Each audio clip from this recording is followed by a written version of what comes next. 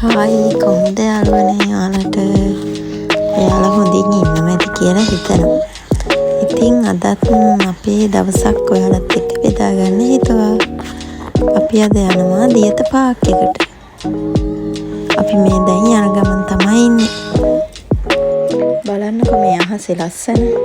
හරියට නිකන් චිත්‍රයක් ඇඳලා වගේ. අපි දැන් මේ පාර්ලිමේන්තු පාරේ යන ගමන් තමයි ඉන්නේ.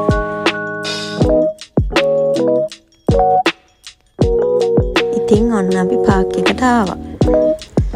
අපි දැන් යමු ඇවිදින්න. මේ තියෙන්නේ තාත්තගේ දුවල දෙන්නගේ රේස් එකක්. අපි දෙන්න ඉතින් හිමින් යනවා එයාලා පිටිපස්සේ. මෙතන පරිසරය නම් ඉතින් හරිම ලස්සනයි. ගස් එහෙම ගොඩක් තියෙනවා. ලස්සනට මේන්ටේන් කරලා තියෙනවා. මේ වගේ චූටි කුරුල්ලෝ ඉන්නවා.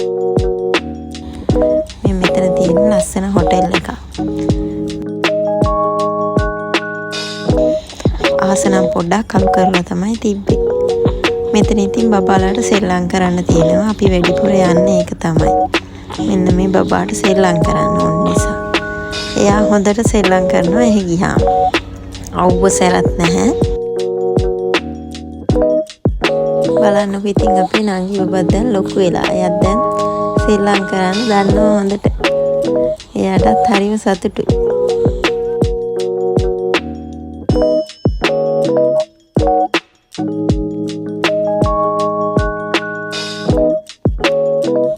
දැන් අක්කයි නංගි දෙන්නම සෙල්ලම් කරන්න තමයි හදන්නේ ඔන්න.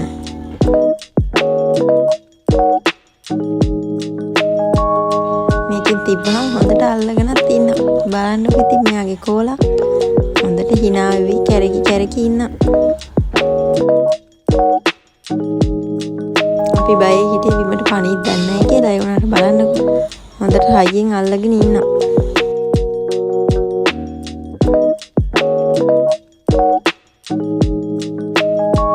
ඊට පස්සේ අක්කයි නංගි දෙන්නම කැරකිනවා.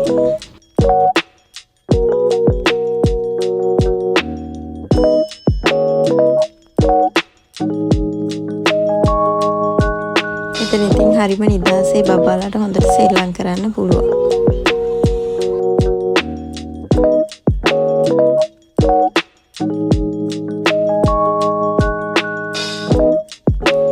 මෙතන වැවක් තියෙනවා. ඒක ඉතින් බෝට් සෆාරි යන්නත් පුළුවන්.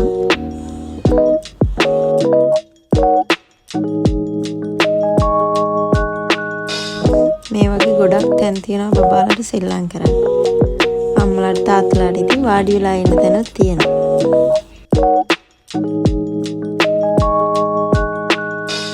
ඒ දවස ඒ විදිහට ඉතින් ගත වෙලා ගියා.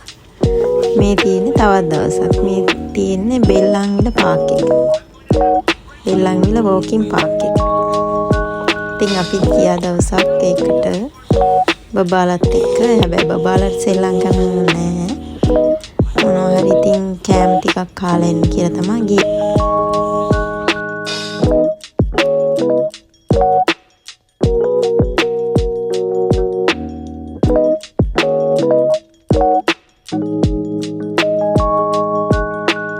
අපේ නංගි බබා කෙලින්ම වැවට දුවනවා. එයා හිතේ මේකේ නාන්න පුළුවන් කියලා. එයා නාන්න කියලා හිතාගෙන තමයි ඔය යන්නේ.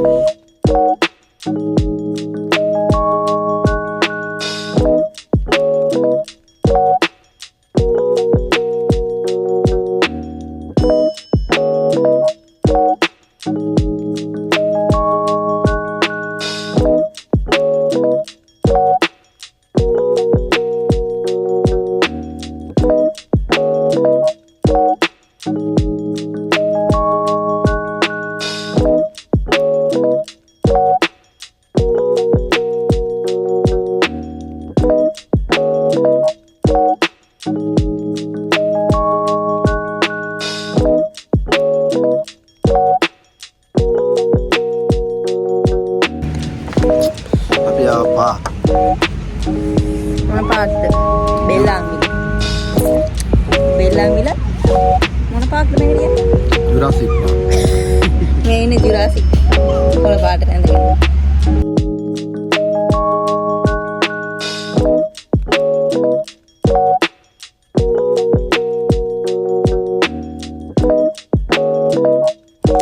පස්සේ අපි පොඩි ෆොටෝ ෂූට් එකකුත් කරා. ඊට පස්සේ අපි කෑම කාලා එහෙම ගෙදර ගියා. ඉතින් අද දවසත් ඔය විදියට ගත වෙලා ගියා. මෙන්න මේ ළමයාට ෆොටෝ එකක් ගන්න කිව්වම පොඩ්ඩක් ගැම්මෙන් ඉන්නේ.